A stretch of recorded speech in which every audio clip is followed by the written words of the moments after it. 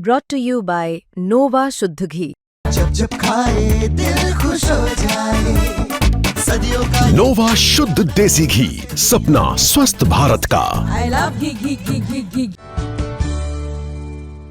अच्छा, जो हाल में एक बैठक हुई जितेंद्र सिंह जी के साथ संगठन की, उसमें जितेंद्र सिंह ने संगठनों की पेंशन सचिव से एक मुलाकात कराई, जिसमें 5 अगस्त को ये मुलाकात हुई। उसमें उन्होंने ये साफ कर दिया कि सरकार फिलहाल पेंशन वाले मसले पे मेरे ख्याल से कोई विचार नहीं कर रही। पेंशन वाले मसले पर वो कह रहे हैं कोई विचार नहीं है, लेकिन वो भी आपकी एक मांग है ओल्ड पेंशन स्कीम को लेकर। देखिए, वो जो लोग उनसे मिल रहे हैं वो सरकारी लोग हैं, उनकी सरकार है जी। मेरे समझ में नहीं आता है कि वो जितेंद्र सिंह जी को क्यों परेशान कर रहे हैं। वो सीधे प्रधानमंत्री जी से मिल सकते हैं, जो सर्वे सर्वा इस देश के। तो वो तो सिर्फ अपने प्रचार के लिए वो कर रहे हैं। मैं वो साथी हमारे ही हैं, मैं उनसे बराबर कहता हूँ कि आप हमारे साथ आइए, बैठिए और सब लोग मिल करके एक साथ संघर्ष करेंगे तो अच्छा रहेगा। लेकिन अब उनकी पार्टी है, सरकार है, तो इसलिए उनके ऊपर भी अपने पार्टी के दबाव हैं, वो नहीं कुछ कर पा रहे हैं, वो अलग का सवाल है। लेकिन इसमें जितेंद्र सिंह जी का क्या रोल है वो हम जानते हैं अच्छी तरीके से। वो हमारे मंत्री हैं, एक तरीके से डीओपीटी के मंत्री हैं, जेसीएम के मंत्री वही हैं, समझे कि नहीं। तो मुझे ये पता है जेसीएम का जो तंत्र है वो क्या कर सकता है, क्या नहीं कर सकता है, ये भी हमको अच्छे तरीके से पता है। मंत्री क्या कर सकता है वो भी हमको पता है, सरकार क्या कर सकती है ये भी हमको पता है। लेकिन मैं एक बात जानता हूँ कि प्रधानमंत्री सब कुछ कर सकता है, और इस देश में जो भी कर रहा है वो प्रधानमंत्री ही कर रहा है। तो क्यों नहीं आप कोशिश करते कि प्रधानमंत्री से ही सीधी बात करने की कोशिश कर ली जाए? वो जब समय आएगा तो करेंगे। जैसे ओपीएस की लड़ाई में अंत में उन्होंने स्वयं संज्ञान लिया कि भाई अब ये तो सरकारी कर्मचारी गैर राजनीतिक लड़ाई पर उतर आए हैं, तो इनसे बुला के बात करनी चाहिए। तो उन्होंने बुलाया, बात की। तो मुझे पूरा विश्वास है कि वो आंख बंद करके नहीं बैठने वाले व्यक्ति हैं। जब वो देखेंगे कि हमारे कर्मचारी सड़क पर उतर रहे हैं तो निश्चित तौर पर कोई न कोई फैसला करेंगे वो।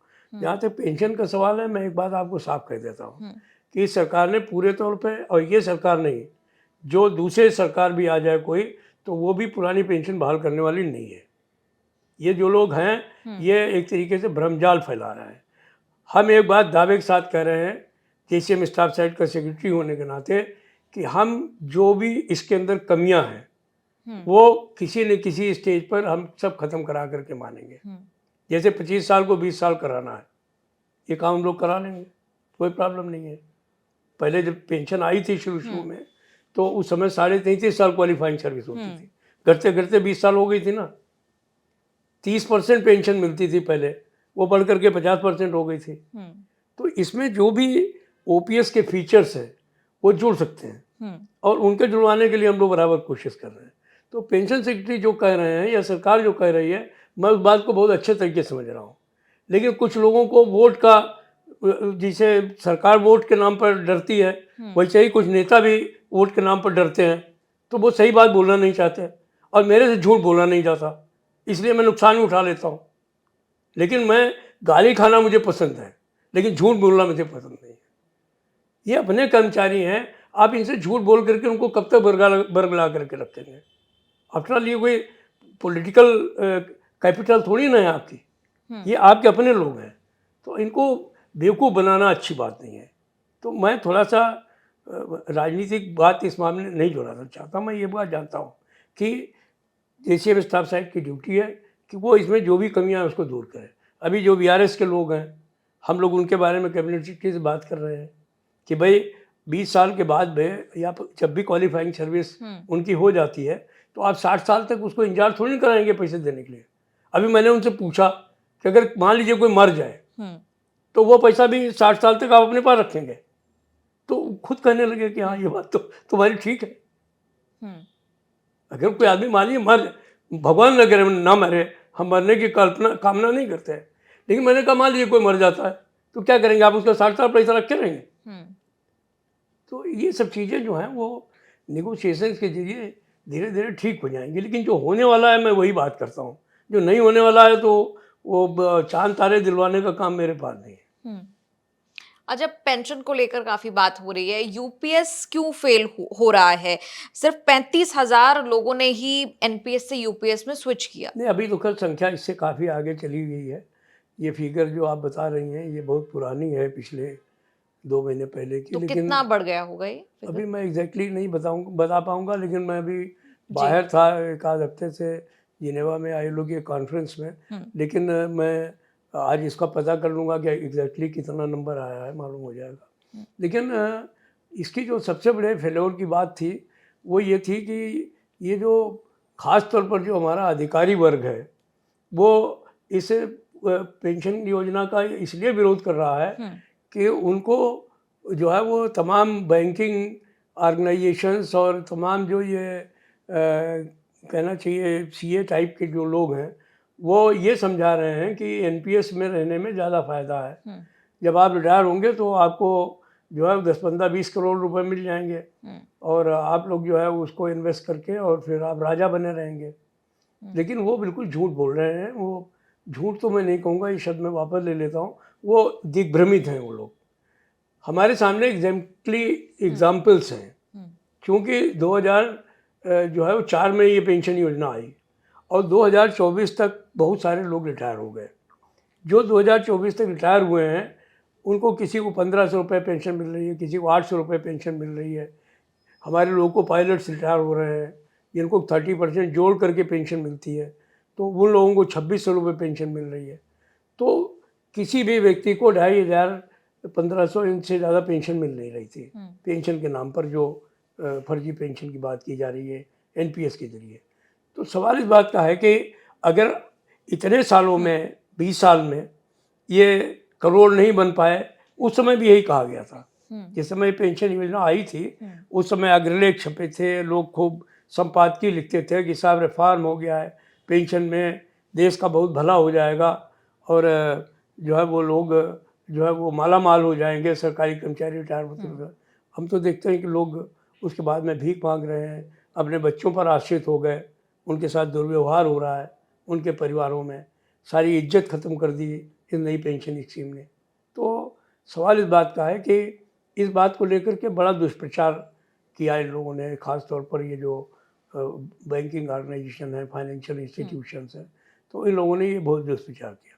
तो ये बात भी हम लोगों ने पे कमीशन के वो कैबिनेट सेक्रेटरी के सामने उठाई, पेंशन सेक्रेटरी के सामने उठाई और हमने कहा कि ये जो दुष्प्रचार है इसमें आपका अधिकारी वर्ग बहुत भूमिका निभा रहा है, क्योंकि वही जो नए बच्चे हैं, उन बच्चियाँ हैं, उनको जो है वो इस बात के लिए कह रहा है कि नहीं हम तो नहीं कर रहे हैं, आप लोग करना चाहो तो करो, लेकिन हम जानते हैं कि हम रिटायर होंगे तो हमको इतना पैसा मिल जाएगा। उनको पता नहीं है कि उस समय को 0% इंटरेस्ट हो जाए। इस समय मैं नौकरी में आया था 13% इंटरेस्ट होता था एफडीआर पे, आज की तारीख में 5.5% 5% एफडीआर पे इंटरेस्ट है। कल को 0 इंटरेस्ट नहीं हो जाएगा, इसकी क्या गारंटी है? तो सवाल ये है कि ये जो सवाल है वो एक काल्पनिक धारा में लोग बह जा रहे हैं। लेकिन हमें खुशी है कि हमारे कैबिनेट सेक्रेटरी ने, पेंशन सेक्रेटरी ने, फाइनेंस सेक्रेटरी ने, सब ने मिल करके एक अच्छा निर्णय लिया हमारे रिप्रेजेंटेशन के बाद, और उन्होंने जो है वो एक बार रिटायरमेंट से 1 साल पहले खोल दिया उसको कि अगर आपको लगता है कि आपको करोड़ रुपए मिलने वाले हैं तो साल भर पहले तो मालूम ही हो जाएगा कि मिलेंगे या नहीं मिलेंगे, तो आप फिर दोबारा एनपीएस में जा सकते हो। अब तो कोई वो भी प्रॉब्लम नहीं रही। मुझे नहीं लगता है कि ये अब कोई टेकर्स नहीं होंगे, और नहीं हो तो ये अब उनका सोचने का सवाल है, क्योंकि मैं एक बात जानता हूँ कि जो कंट्रीब्यूटरी पेंशन सिस्टम है वो इस देश में अगर ख़त्म करने की राजनीति का मैं बात करूं तो शायद हो सकता है कि कोई ऐसी विचारधारा की सरकार आ जाए जो कि बिल्कुल ये सोच करके चले कि नहीं हमको सब चीज़ें बदलनी ही हैं। उसके बाद देश का क्या होगा मुझे नहीं मालूम, लेकिन हो सकता है कोई ऐसी पार्टी सत्ता में आ जाए जो ऐसा काम कर दे। तो अभी तो हमको लगता नहीं है कि 10-50 साल में कोई ऐसी सरकार आने वाली है। तो मैं किसी राजनीतिक दल का नाम नहीं लूँगा आपसे, जो लोग ऐसी बातें करते हैं। लेकिन एक बात मैं जानता हूँ कि इस योजना में चूँकि पैसा काफ़ी इकट्ठा हो रहा है और जब हम लोगों ने नेगोशिएट किया है तो ये सोच करके किया है। सरकार ने ये बात लिखा पढ़ी में मैंने से तय करी है कि चाहे जो स्थिति आ जाए देश की, चाहे इकोनॉमिक कंडीशन जो भी हो जाए, लेकिन गारंटीड पेंशन स्कीम जो है उसके लिए सरकारी कर्मचारियों को अपने 10% कंट्रीब्यूशन से ज़्यादा नहीं देना पड़ेगा। उसकी भरपाई जो है वो सरकारी करेगी, अपने खजाने से करेगी। हमारा उद्देश्य है कि हम 10% जो दे रहे हैं उनमें से आपने अभी 1/10 हमको वापस किया है, हम उसमें ज़्यादा से ज़्यादा कितना पैसा जितनी जल्दी वापस ले लें, ये हमारा उद्देश्य है। तो हमारा चिंतन जो है, सोच जो है वो एक पॉजिटिव डायरेक्शन में है और मैं समझता हूँ कि इसमें सरकार को प्रॉब्लम नहीं होगी।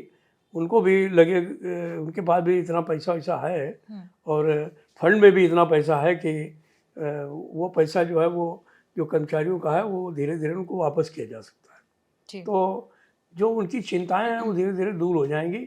एक ही चिंता जो है वो हम लोगों को जो महसूस होती है वो ये है कि जब वो रिटायर हों तो उनको 50% पेंशन जरूर मिलनी चाहिए, जिस बेसिक पे से वो रिटायर हो रहे हैं। तो वो एक चिंताजनक विषय था, वो करीब करीब हम लोगों ने हल कर लिया। जी। अच्छा, जैसे अभी आपने देखा कि जीएसटी को लेकर बदलाव जो हुए, कहा गया कि दिवाली गिफ्ट सरकार दे रही है। आपको लगता है कि 8th पे कमीशन पर भी कोई दिवाली गिफ्ट ऐसा कुछ निकल कर आ सकता है? एक रिपोर्ट भी ये छपी, नया बज़ ये है कि पे कमीशन जो है वो दिवाली तक बन जाएगा